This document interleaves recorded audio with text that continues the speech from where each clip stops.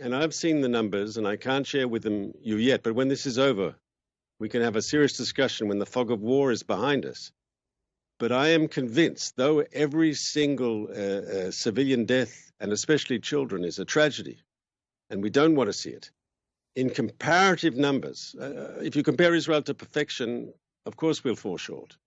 But if you compare Israel to other Western armies who've been fighting terrorists in built-up urban areas, I think Israel will not come out badly in the comparison. On the contrary, I think it will be seen that the IDF really has done everything that is humanly possible to try to safeguard innocent civilians. It's very hard to believe that, especially on a day when one of our producers lost 9 members of his family who were not members of Hamas, not members of the Palestinian Islamic Jihad, not members of any group, just 9 people just trying to live their lives.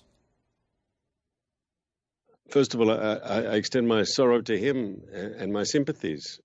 But if I saw your report correctly, and please correct me if I say something wrong, that happened in northern Gaza, in Gaza City, where a month ago we already asked all the civilians to leave.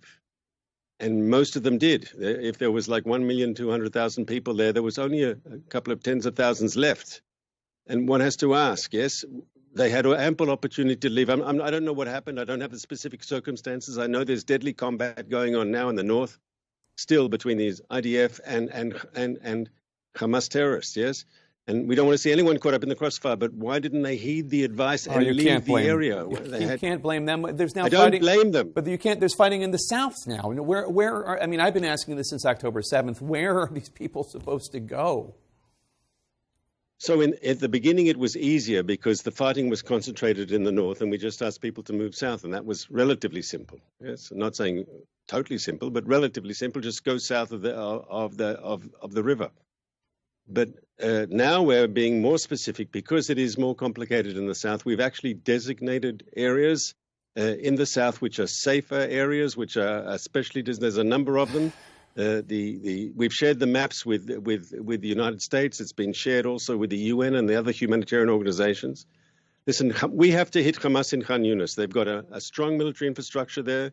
They've got a network of tunnels. If we want to destroy Hamas's military machine, and we have to act in the south as well. Senior Hamas commanders are there under the ground in Khan Yunis. We can't not go there.